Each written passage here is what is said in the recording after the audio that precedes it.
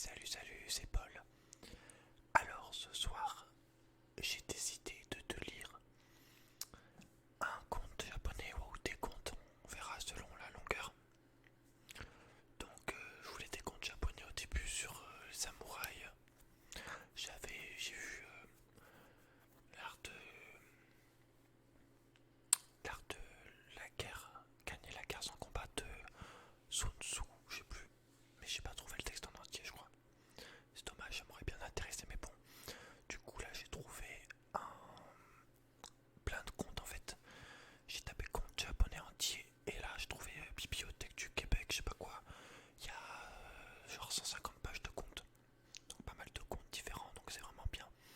Et du coup, voilà, je vais te lire ces comptes. Donc, je commençais par en lire un, et s'il est court, j'en lirai peut-être un autre. Alors, commençons.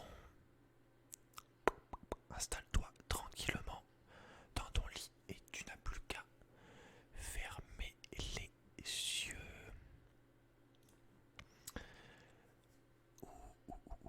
Alors, la première histoire s'appelle Urashima Taro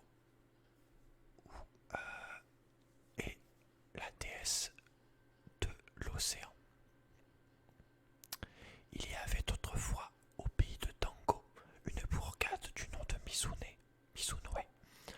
Dans cette bourgade vivait un pêcheur qui s'appelait Urashima Taro. C'était un homme vertueux, au cœur sensible et bon de sa vie, n'avait jamais fait ni souhaité de mal à personne. Talo revenait un soir de la pêche, la prise ayant été abondante, il rentrait satisfait et joyeux. Sur le rivage, il aperçoit une bande de petits garçons qui semblaient prendre un malin plaisir à tourmenter une petite tortue trouvée sur le sable. Talo n'aimait pas qu'on fît souffrir les bêtes, il eut pitié de la tortue. S'approchant des enfants et s'efforçant de donner à sa voix un ton impérieux.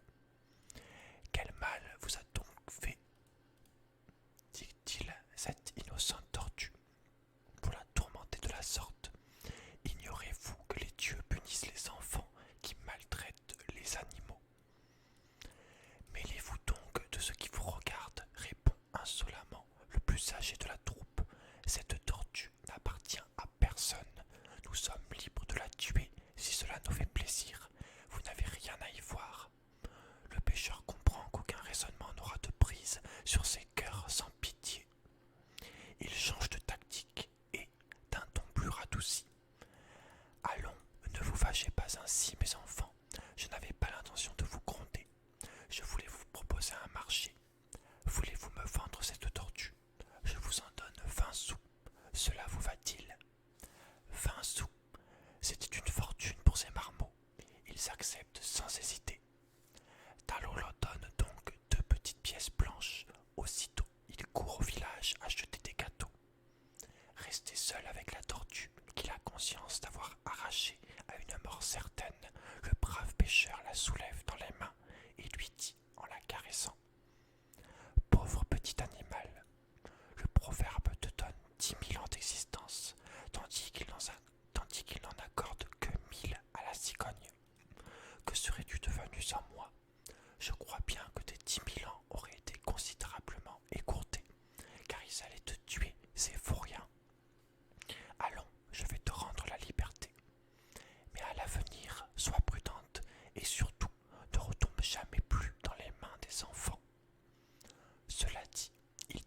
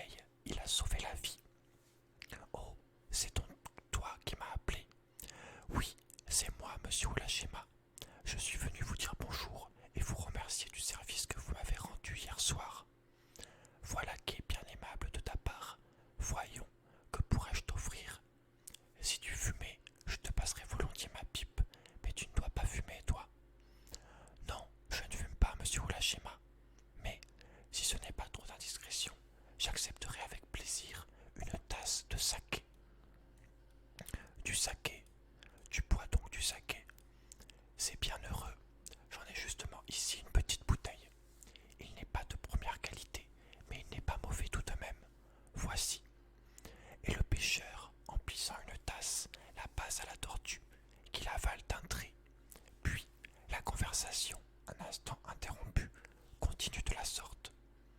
En veux-tu une seconde tasse? Non merci, monsieur Urashima. Une seule me suffit. À propos, avez-vous déjà visité le palais d'Otohime, la déesse de l'océan?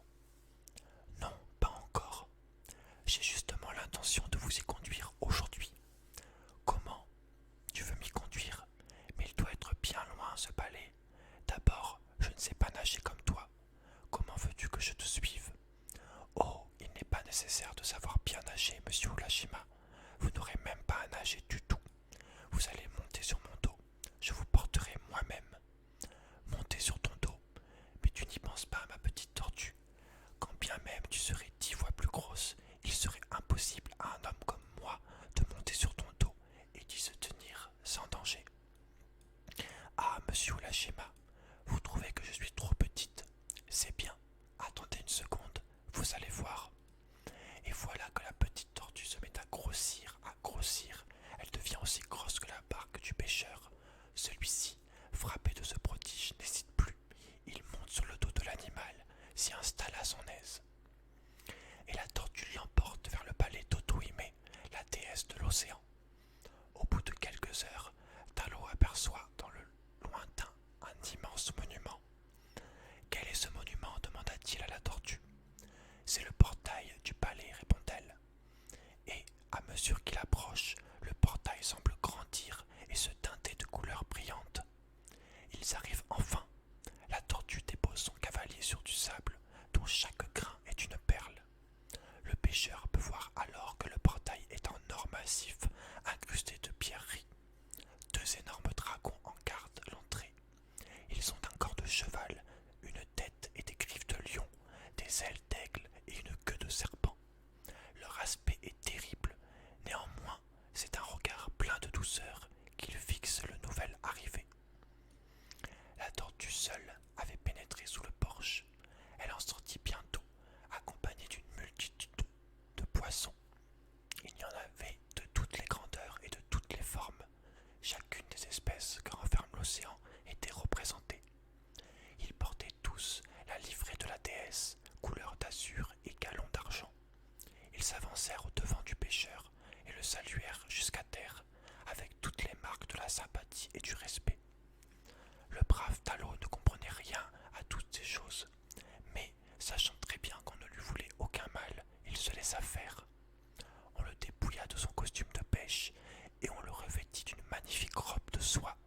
On lui attacha aux pieds des pantoufles de velours, puis un page charmant, le prenant par la main, l'introduisit dans le palais. S'appuyant sur une rampe d'ivoire, il monte les 7 degrés d'un escalier de marbre et arrive devant la porte en bois d'acajou, sur laquelle scintillent des émeraudes.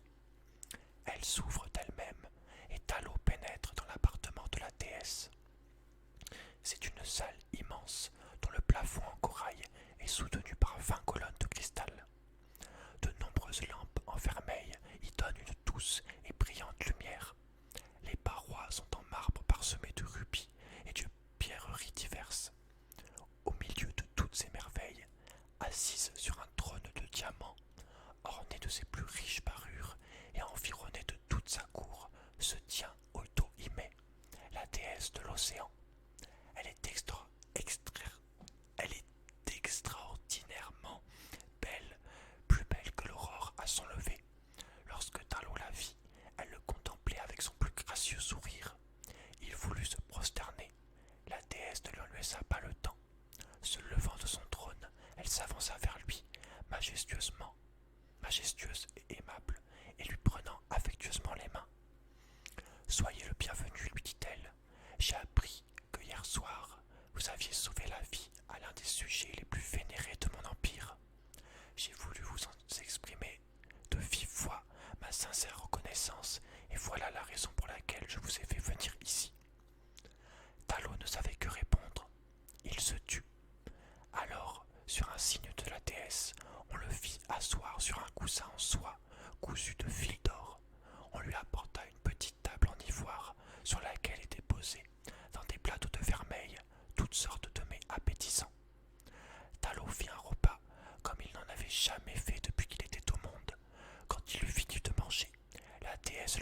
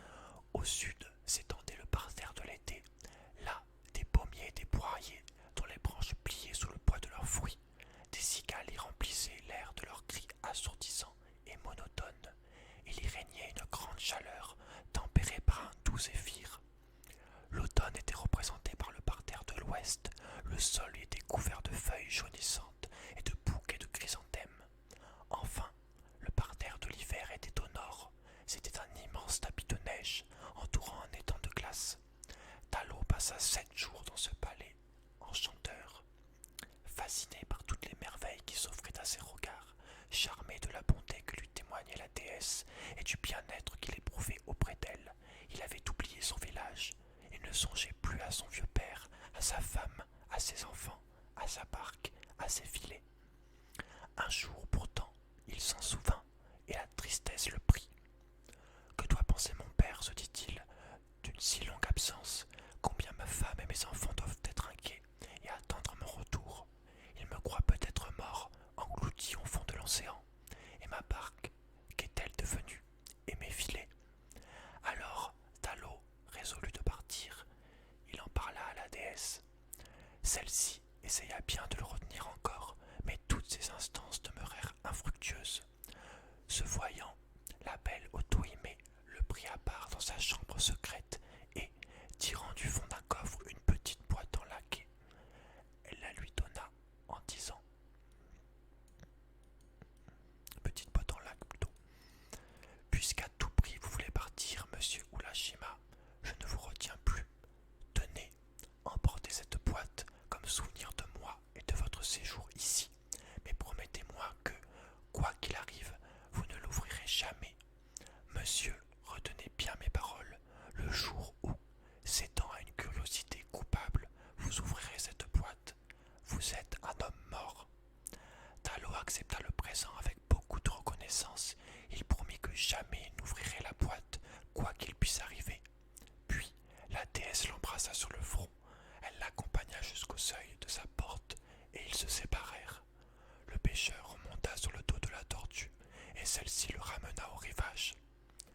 Talo est de retour, mais comme tout a changé pendant son absence, les arbres qui se trouvent à l'entrée du bourg ne sont plus ceux qu'il était habitué à y voir.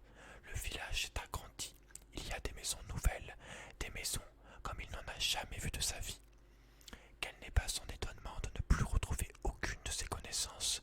Tous les visages qu'il rencontre lui sont entièrement inconnus. Ne comprenant plus rien à cette soudaine métamorphose des hommes et des choses, Talo ne sait que penser ni que croire. Il lui tarde de retrouver son père, sa femme et ses enfants pour apprendre de leur bouche le pourquoi de ce qui l'étonne. Il se dirige vers sa demeure. Là, sa surprise redouble. C'est bien cette maison qu'il a quittée il y a 7 jours, mais elle tombe en ruine. Il s'approche et jette un coup d'œil à l'intérieur. Il n'y voit aucun des objets qui lui étaient familiers. Il n'y retrouve ni son père, ni sa femme, ni ses enfants. Sur la natte, un vieillard est assis, les bras appuyés sur le bord du brasero. Mais ce vieillard n'est pas son père. Talo va défaillir sous le poids d'une émotion trop forte. Il se contient pourtant encore.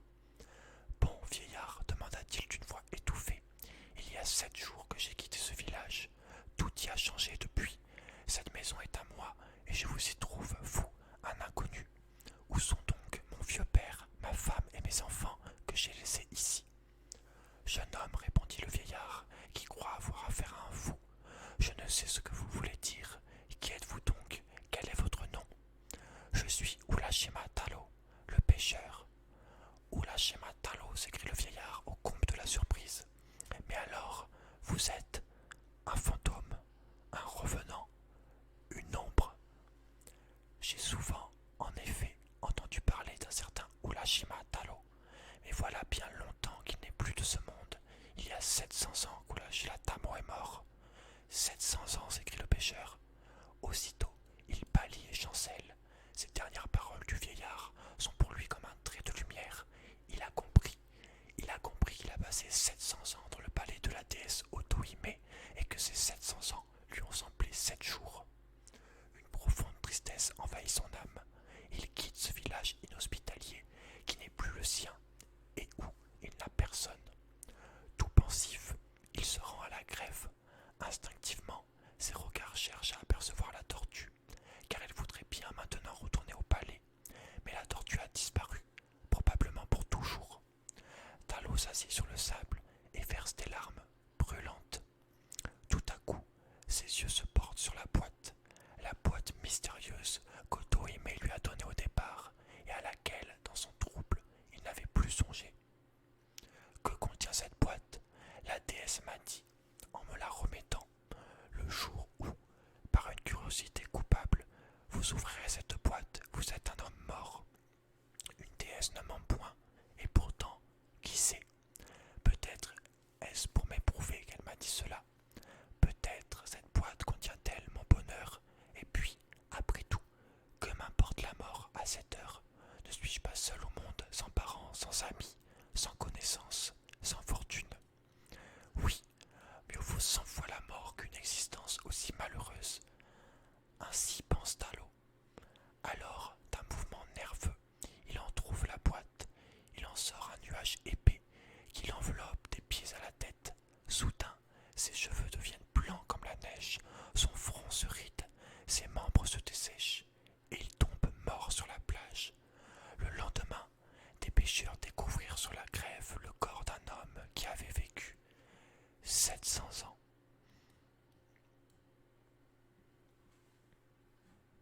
Ok,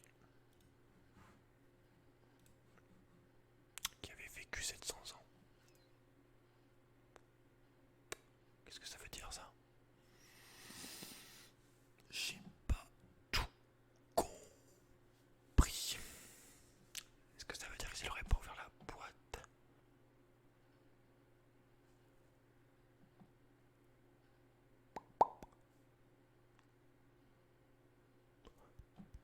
C'est bizarre.